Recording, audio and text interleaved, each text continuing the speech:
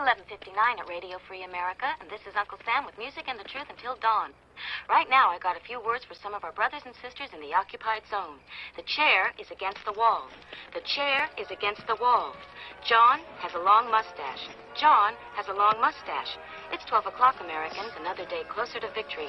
And for all of you out there on or behind the lines, this is your song.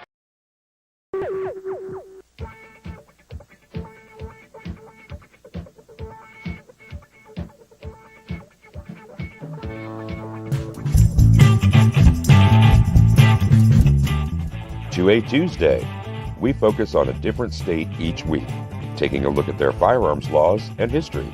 We also feature a gun owners' rights group and take a look at their background, focus, and successes.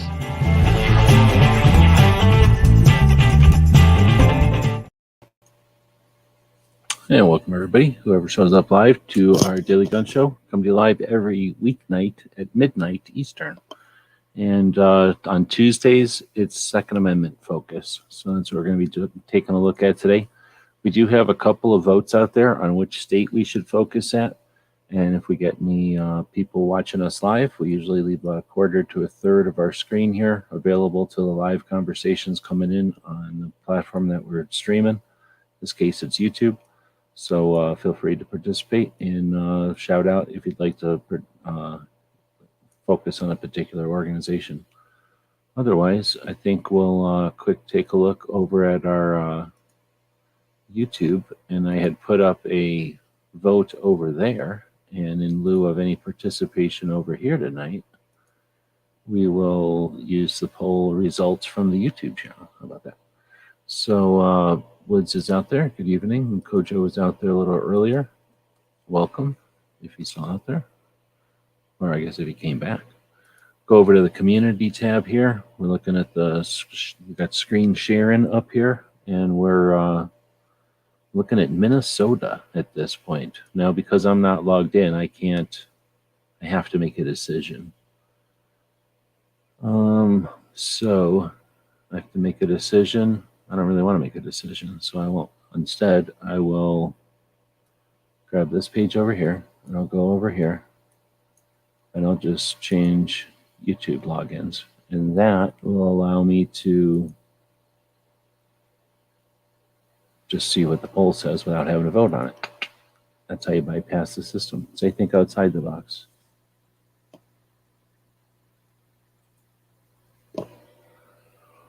All right, and now when I refresh,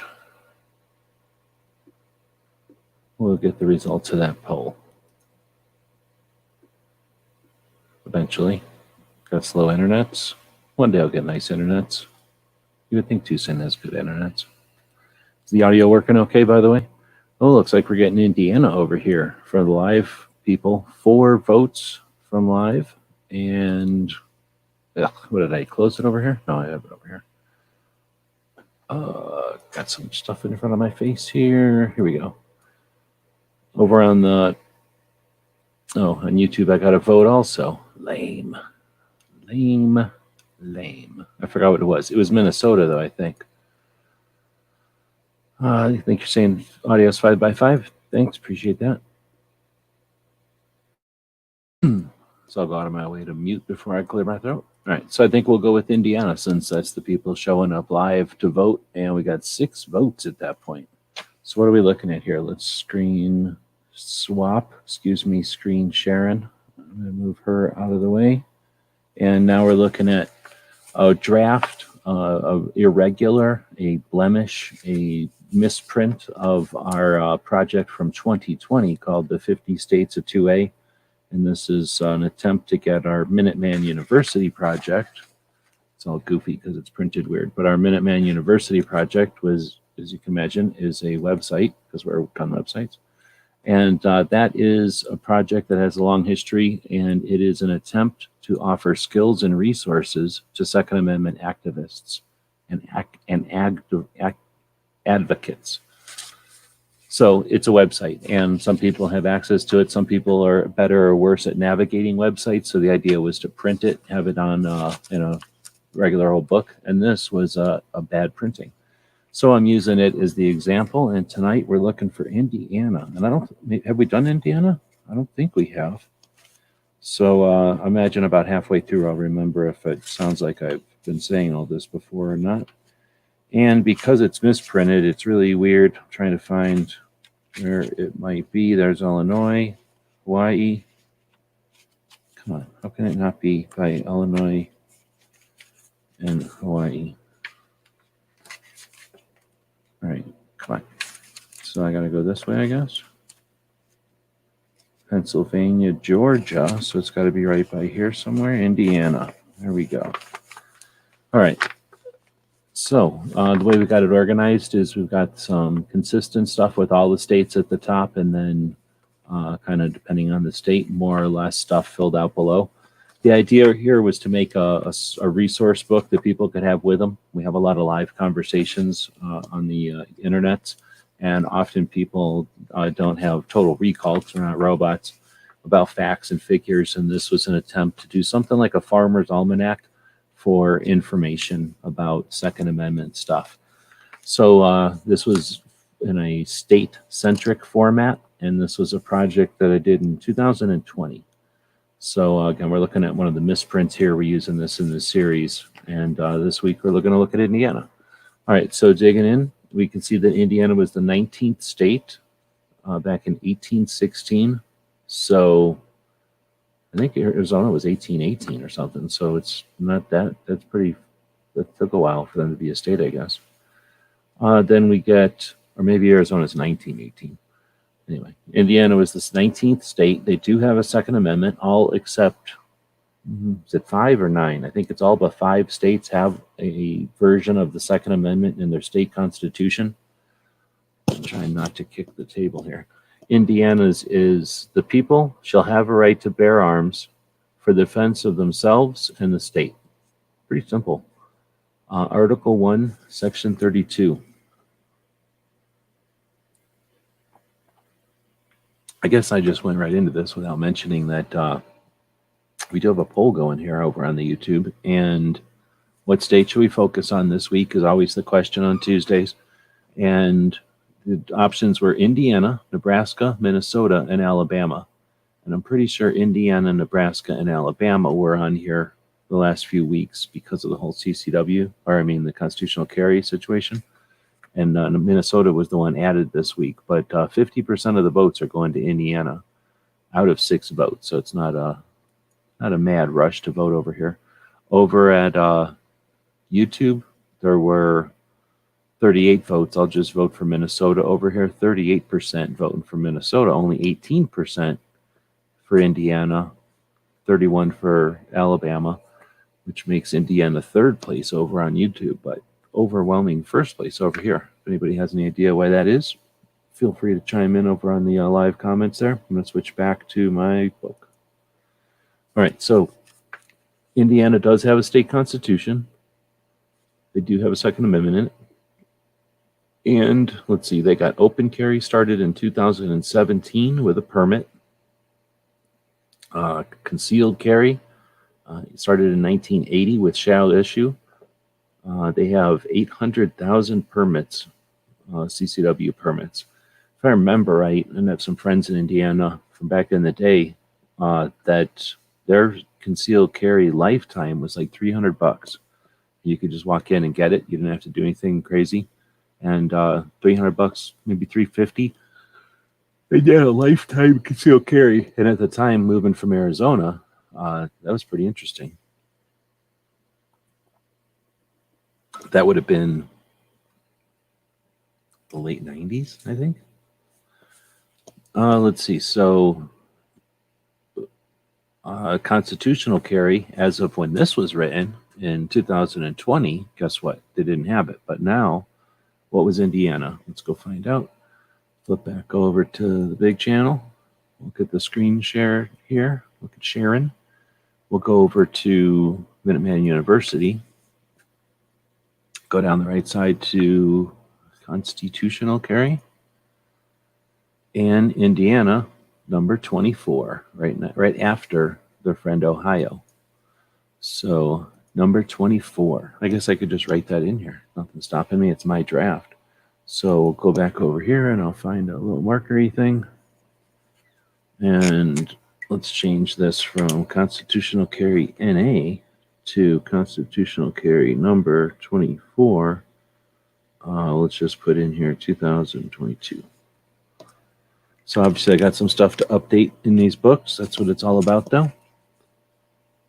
Suppressors for hunting, NA. I wonder what's up with that.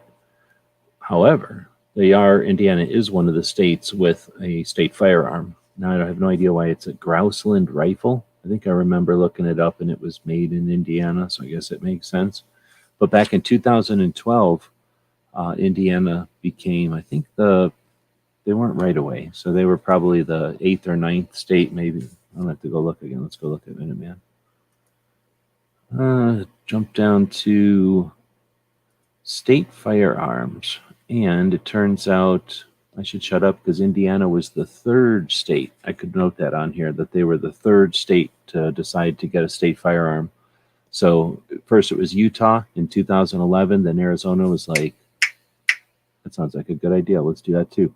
We picked a stupid gun, and then Indiana was like, yeah, we'll do whatever Arizona does. So they did it too.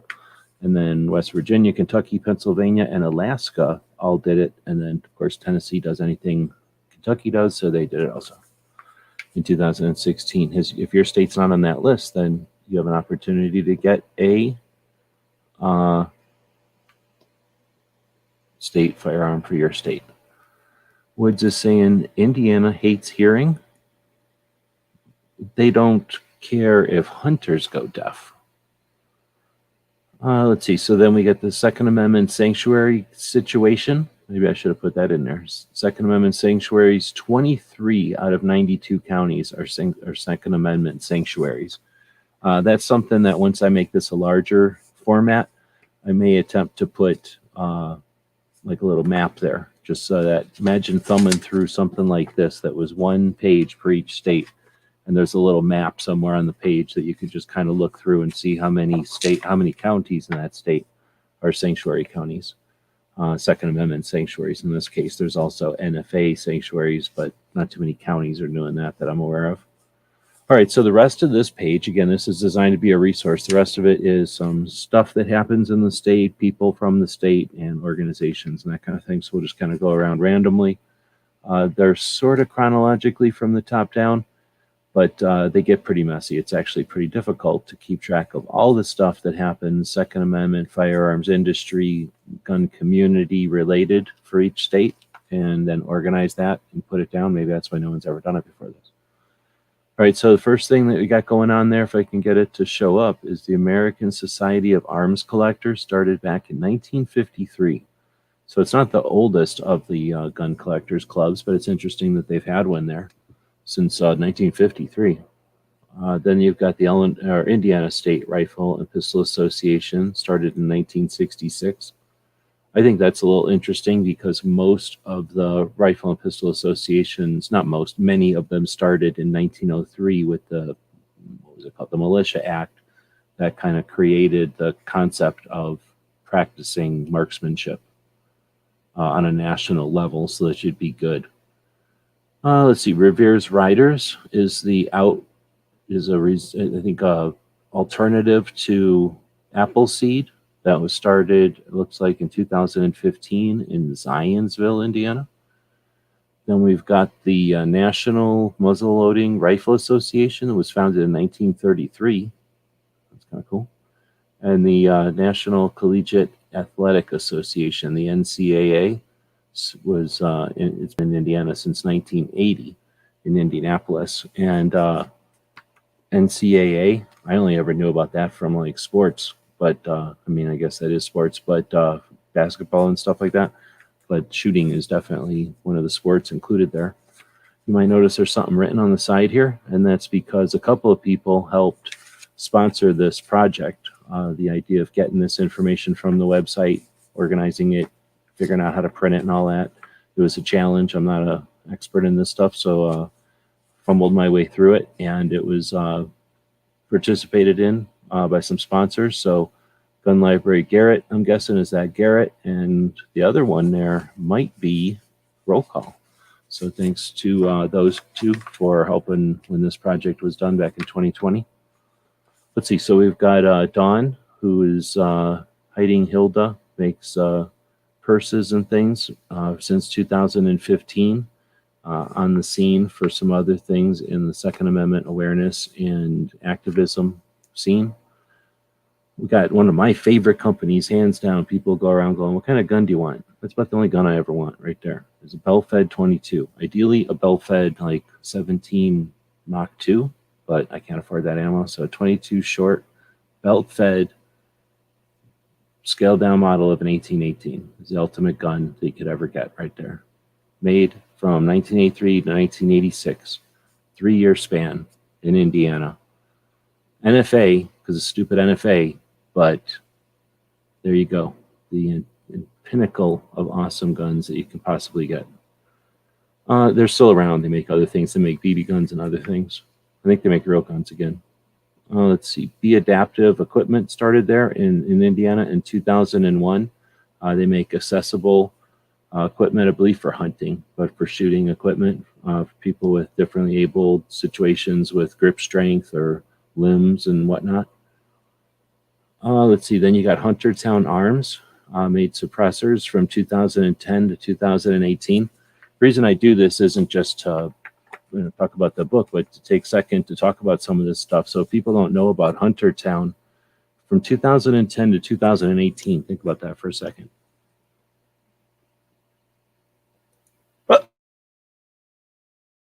Well, I look for the mute.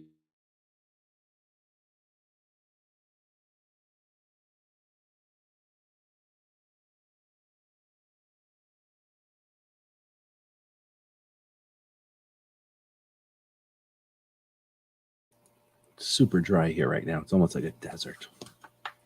So Huntertown, 2010 to 2018. Think about the state of suppressors in 2010, a couple of years before the kind of grassroots resistance to Obama's threat of 23 executive actions. That's a big point. That's like the Y2K of the gun movement, modern, right? No matter what anybody says who claims to come around and monitor the gun community, that was the pinnacle thing for gun owners. And it was the result, or the consequences of it, or what we're living in the results of today. So Huntertown was right before that, 2010 to 2018. They lived through it. So this, I believe they probably, I'm thinking back, they came around after the growth of the AR-15, the modular platforms, and some of the early kind of ventures into making third-party pieces, accessory stocks, magazines, web gear, things that were support gear and alternative parts for the AR-15 platform. That was happening. That was a very interesting time. The internet was growing, leaps and folds. The social platforms were coming into their own. Marketing people have failed in all kinds of other venues, jumped onto firearms, and were successful because everybody else in firearms were just minding our business, enjoying our hobby. So we started getting predatory marketing happening in that whole time. And Huntertown, it just happened to, that particular company happened to go around and be hands-on. I guess that's the way to do it. So I happened to be working at a gun shop, or helping out at a gun shop, hanging out at a gun shop, definitely through all that time.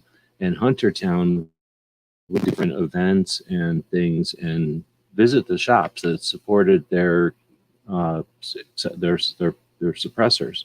And again, that time frame, suppressors are kind of everywhere now.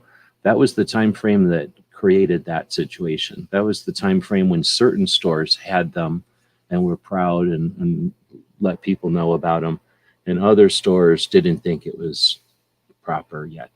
So Huntertown appreciated those shops that did have their stuff, that carried their line. It was also a time when people were really into the emulating military operators and the contractors and the stuff that was able to be bought by the tier one elite units that had no budgets.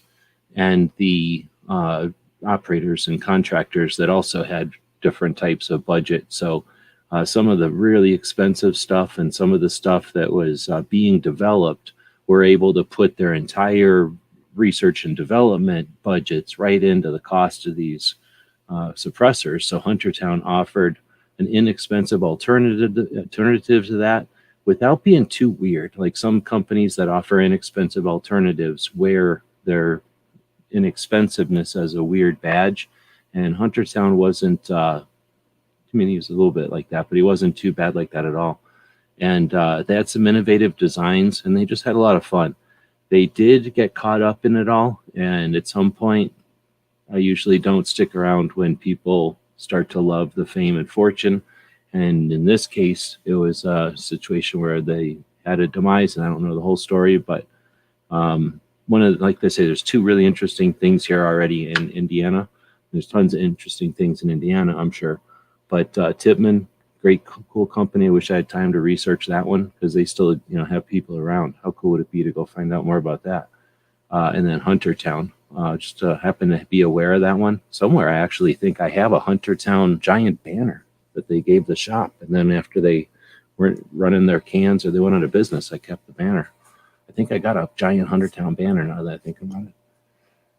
Let's see. Then we got the new Tippmann Armory that started in 2015. So there was Tippmann Arms, and now you got Tippmann Armory. And I think Tippmann Arms still made BB guns, and then this is the place making guns. But I don't know if anybody's out there. There's not too many people listening live, I guess, tonight. But if anybody is watching this in the future and has some info, feel free to throw something in there if you know something about Tippmann. And then we get this guy. You ever heard Eugene Stoner? Yep, from Indiana. So pretty cool dude. Kind of invented a bunch of the platforms that use the aluminums and the polymers integrated with the steel components to kind of change the overall layout or the overall design features of a firearm. Really interesting stuff. And from Indiana.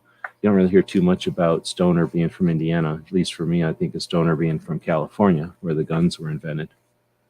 So that's a bunch of stuff from Indiana, and nobody's really said anything about an organization. So no organizations. Well, the organizations that are from Indiana are NCAA, which I could care less about, the National Muzzleloading Rifle Association, because of their great interest in Grouseland rifles, probably. So what we're going to take a look at is Revere's Riders. Since nobody asked for anything specifically, I'll jump back over to the main screen here if I can figure out how my mouse works, and we can shut this thing off. And we're saying, oh, look, we're already on Minuteman. So now we'll just go down to Gun Owners' Rights Groups, which is one of the more popular pages over on Minuteman, where there's a bunch of different organizations listed. I try to list all of them, even the ones that are completely unscrupulous and garbage, so that they're not hidden. They don't get to hide, make $16 million, brag about it, get people fired, and then hide, or just skirt the edges and exploit. So we put them all in here. We're looking for the one called Revere's Raiders. So here it is, or Revere's Riders, sorry. Raiders would probably be wrong for kids, right? They're only allowed to be riders, not raiders yet. So it started in 2015. If we scroll back a little bit, just because I think we're going to need to know, Appleseed started in 2006. So quite a while ago, 2006. And then all this stuff happened, and now Revere's Riders comes out. So from what I understand, it was created in 2015 to educate the general public in marksmanship. It's a branch off of Revere's Riders. Revere's Messengers, it says, is the branch of Revere's Riders that focuses on history. And then they also have Civic Engagement. So I didn't do a heck of a lot of research on it other than to try to figure out where it fits in things. And then somewhere along the line, I got the impression that they were pulled off of whatever. What is this going on here? Now that I'm looking, this is some sort of laser thing. This is just a stock with a laser pen in it. What's up with that? making that kid shoot a laser pointer. So a lot of words. So we're just going to go straight to the About Us page, see what it says. On the About Us page, it says it's Revere's Riders is a 501c3 affiliated with the Civilian Marksmanship Program, NRA, and NV Firearms Coalition. What that is.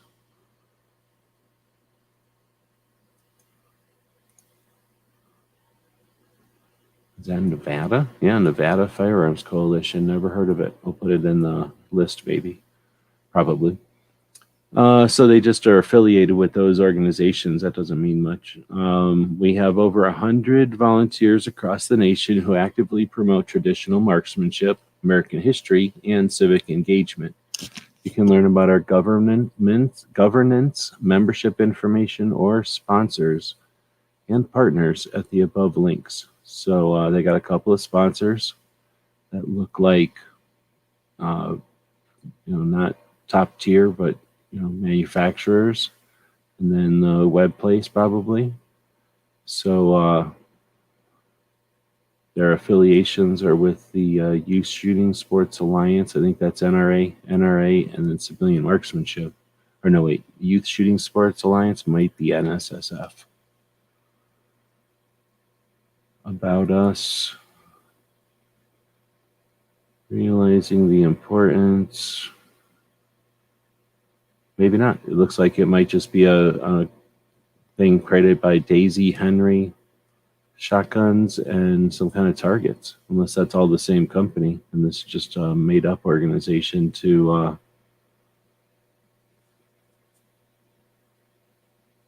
formerly known. Oh no, I guess it's not made up. USSSA. It was formerly known as 4-H Shooting Sports. After many years of serving 4-H, it was determined by the board of directors and able to reach out to more youth and expand our reach. We should reinvent the organization as Youth Shooting Sports Alliance.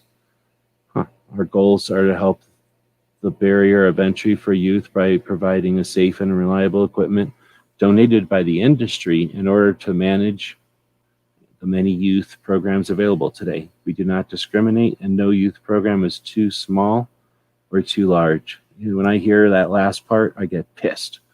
We do not discriminate, and knows whatever is too small. That means they shoot 9mm at this place. Ugh. And they're teaching the kids about 9mm.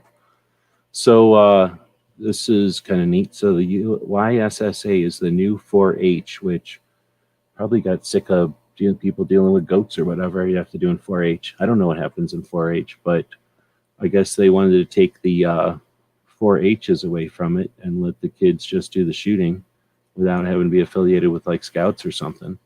That's actually pretty cool. So that's what we're doing. We're digging into this stuff and figuring it out. We know what civilian marksmanship is. It's the organization that was started in 1965, 65, I think, in order to facilitate youth shooting. And then a bunch of dudes were like, hey, let's get all them guns cheap and push the kids out of the way. And now it's open up to everybody.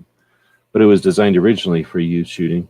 So this Revere's Riders associates themselves with the new version of the 4-H, youth shooting, the Civilian Marksmanship Program, which again was originally a youth shooting organization, and then NRA, which obviously has a massive emphasis on youth shooting and an infrastructure for youth shooting sports and competitions and training, safety. All right, so then let's take a look from their homepage again. I was hoping their about page would be better. I don't know why places insist on having crappy about pages. It's really the most important thing on the website, I think, sometimes. Especially when you're trying to get people aware of what you're doing, right?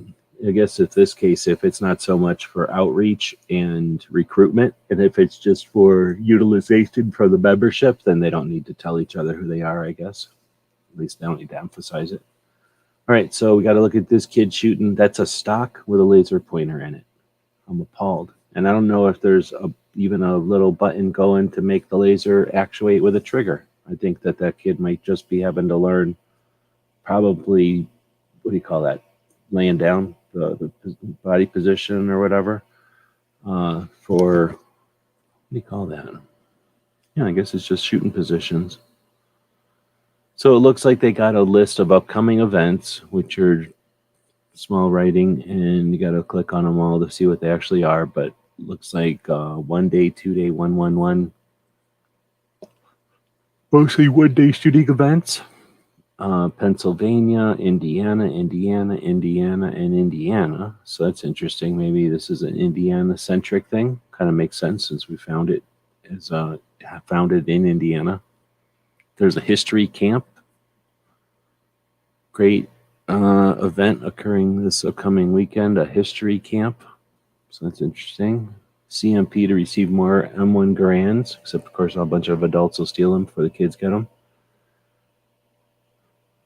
So it looks like we're going to go back up here to shooting sports.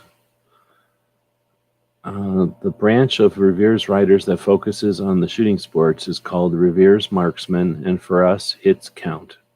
Our shooting sports goals, our overall goal is to educate the general public in marksmanship. Okay, educate the general public on pro firearms issues by providing visible leadership, all right, by example, and through the dissemination of pertinent information. I get on board with that. Promote the safe and responsible use of all types of firearms and range equipment by facilitating formal and informal classes. All right. Promote the safe enjoyment of all areas of shooting sports by facilitating formal and informal shooting activities. That's getting to be a lot of extra words for no reason. Gain and maintain affiliations with nationally recognized shooting sports associations. Fake, you don't need to write that in there. So I don't like those goals. The first goal is fine, and the other goals are just obvious goals that are obvious. Revere's marksmen offer a wide array of programs in the shooting sports for a variety of skills. Some classes may satisfy NRA requirements. Okay. So they got a bunch of shooting stuff, some skill challenges. Many of our classes, I guess they're calling them classes now.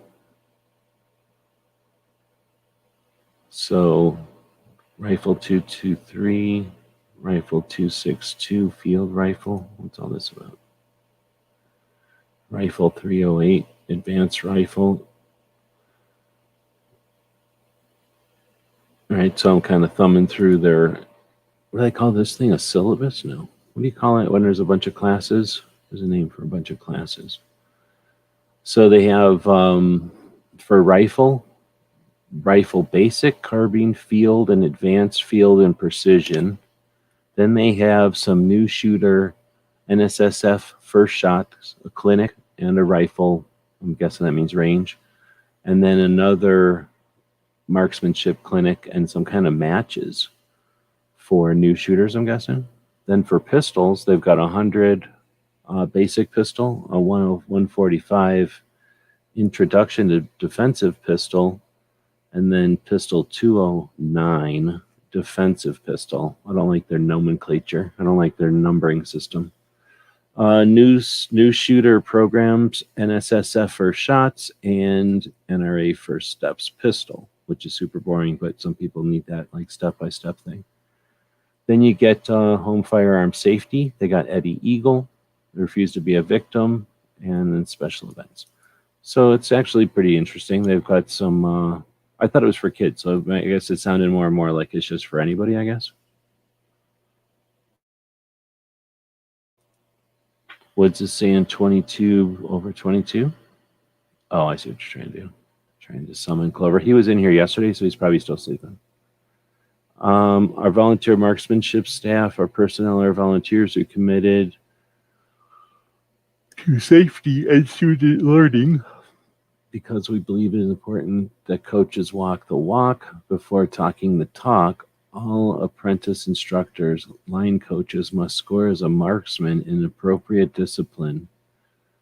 All assistant and certified instructors have scored at least a sharpshooter score. We also recognize classifications from competitive athletes and corresponding disciplines. When you see a Revere's rider instructor, you know that they have been in your shoes and can shoot competitively. or can shoot competently. I guess I should read the right words. So that is still a pretty good deal. So that's all right. Then you get into American history. Program overview. Revere's Messengers is the branch of the Revere's writers that focuses on history. We believe the importance of the history that makes the shared heritage as Americans. These stories encompass the birth of our country and the growth of the American ideals and liberty, responsibility, and independence. Through these stories, we learn about choices made by the brave men and women who came before us and the consequences of those choices. We learn about the debt we owe them for the legacy they left to us, their posterity. Interesting. I don't know if I agree with all that. We learn about the debt we owe them for the legacy they left to us. So that's interesting. I'm going to throw this out there. Hopefully nobody has a fit. Do we owe those who came before us for the legacy they left us? Or do we owe our descendants for what we're about to give to them, like what we used up? It's interesting. I'm not, I guess, of a culture where I honor the past more than the future. That's interesting. So that's kind of cool. Maybe somebody in another chat that has a conversation will take that and run with it. At events hosted by Revere's Messengers, you will hear true tales of those who founded this country, of their struggles and sacrifices in the American Revolution and beyond. Our storytellers are familiar with both the facts in well-referenced histories of events as well as the oral storytelling tradition that links contemporary Americans with our shared heritage. Interesting. Our history options vary based on the length and location of the event. We can also tailor the history presentation to a variety of audiences of various ages and backgrounds. So that's interesting. And I'm not super interested in that because I got saturated with this stuff when I was a little kid, and I'm immune to it now. And yeah, so that would be interesting conversations potentially for a group of people who had different opinions on this, because I could see at least 2 or 3 different ways to take this section of the project. But whatever, I don't know much about it. And let's look at civic engagement. I definitely like this concept. Civic virtues and civic action equals civic engagement. Decent. So now I'm going to go up and look at civic, because most people, I think, just think of a car, when what it really means is of relating to a citizen, a city, citizenship, or community affairs. Civic. I don't know why they call the car that, because the car blows chunks, I think. But civic activities is where it's all about. That's the anti-government. That's voluntarism. That's individuals doing for themselves liberty. Literally, it is liberty. So we share a nation forged by the events of early American history. The British monarchy steadily advanced governance beyond what British colonialists could accept. Patience, petitions, and pleading. None led to peace, but to a revolution. The American Revolution ultimately resulted in a unique system of self-governance we enjoy today. After framing the Constitution in 1787, Benjamin Franklin was famously asked what sort of government had been crafted by Miss Elizabeth Powell. Well, doctor, what have we got? A republic or a monarchy? To which Franklin replied, a republic, if you can keep it. Remember civics class? I don't think I do. I don't think we had one, because my school was a bunch of people who assumed that everything, they were, what's that called? When you just assume everything is required or just supplied. I forgot that's called. But no, we didn't. I don't think we had a civics class. Civic virtue. Benjamin Franklin also explained that only a virtuous people are capable of freedom. As nations became corrupt and vicious, they had more need of masters. He was speaking of civic virtues that are eternal as they are rooted in human nature. Responsibly exercising freedom and liberty in a free community of equals requires civility. I definitely like that. So marksmanship, civic stuff, I'm all about it. wearing or carrying around like 800 types of old-fashioned flags. I don't know. I guess that's part of the history part, and Indiana's not that historic. Civic courage is the willingness to talk directly to those in authority. As you can learn at Revere's Writers History program, our nation was founded by the body of the people making their wishes plainly known. Yep. And then finally, civic engagement. I won't read the whole page, but I dig this part of it. The result of combining civic virtue with civic courage is civic engagement. Civic engagement is the encouragement of the general public to become involved in the political process in the issues that affect us all, or all of us. It is the community coming together to be a collective source of change, political and non-political. Revere's Writers encourages Americans to speak directly about issues at any level of government in which they have interest. We provide tools at our gatherings to help modern Americans answer Miss Powell's question of 1787 by engaging in our system, a system that only works if we stand up and choose to participate. I would say that it works the other way. It just works best when you choose to participate. But it'll work. It'll just work against you.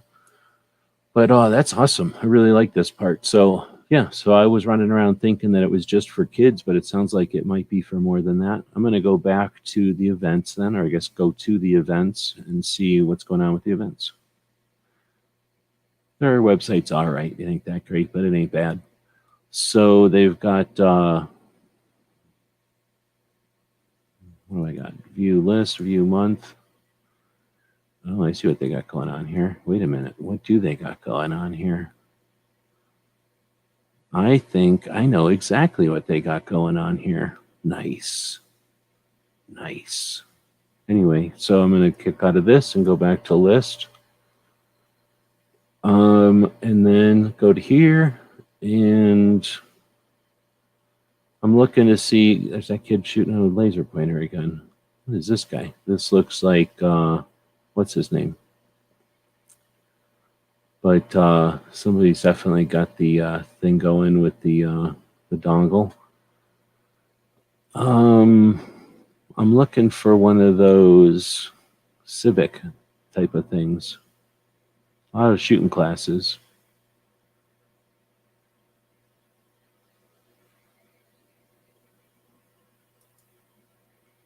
I don't think you can sort by just the one type of thing or whatever.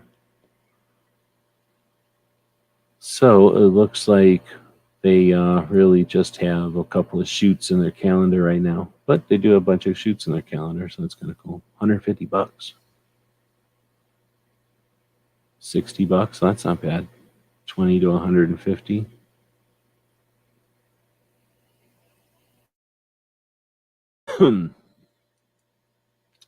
When is another band chat? Whenever I can squeeze them in.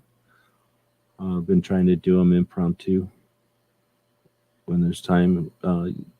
Tried to do them on Sunday. Had Bob in there last time. Can't remember if it was Saturday night or Sunday.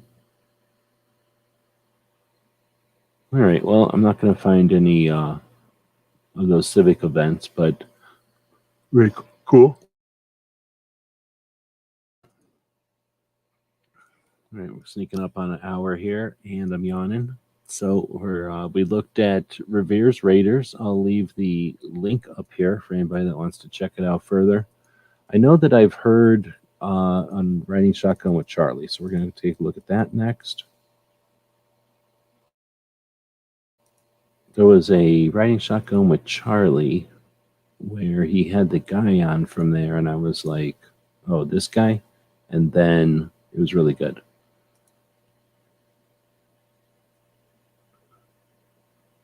And it was not too far long ago. For whatever reason, Riding Shotgun, Charlie puts his old stuff right at the top.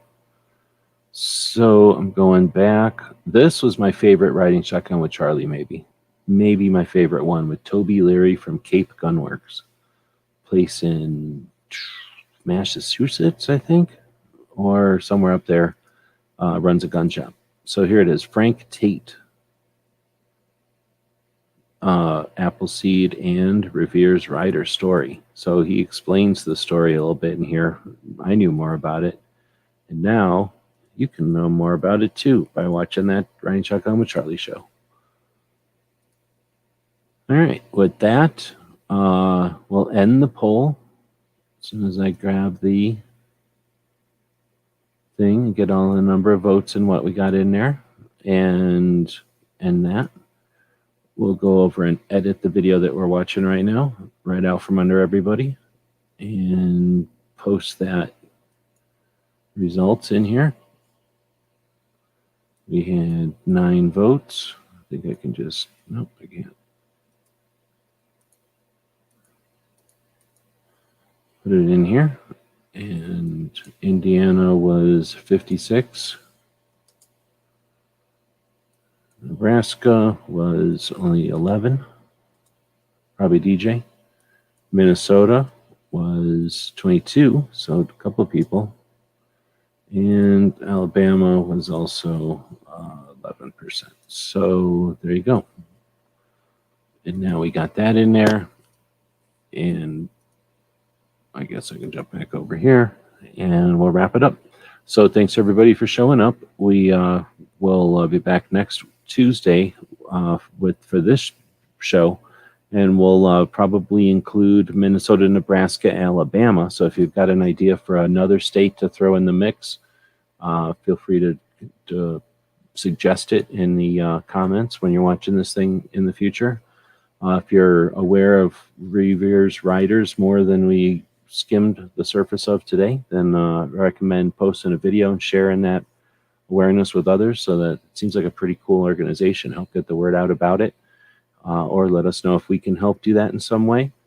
We found this Nevada Firearms Coalition, which is super interesting considering Revere's Riders is in Indiana. But we'll be adding that to the Minuteman University project. We'll be going live tomorrow, probably, with the tactical quiz on Wednesdays. And nobody's really saying anything else. Thanks to Alan Anker for jumping in. Woods for being part of the show tonight. Ozzy's out there. Good evening. And Makojo jumped in earlier.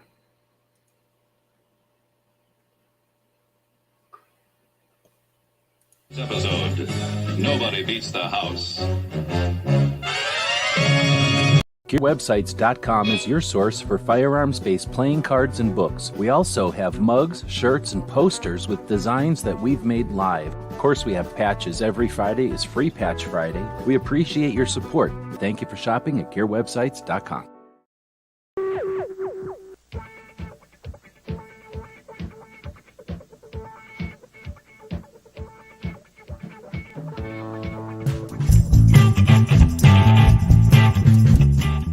To Tuesday, we focus on a different state each week, taking a look at their firearms laws and history.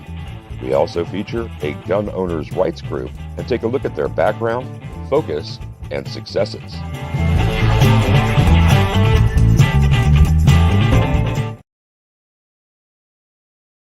So let us know what you think. We'll be watching the comments wherever you find the video, over on gunstreamer.com or on guntube.org. Thank you for supporting our projects. If you'd like to buy us a cup of coffee, check out our Patreon channel. The guys and gals of gunwebsites.com encourages you to take a CCW class every year, practice at least once a month, and carry every day.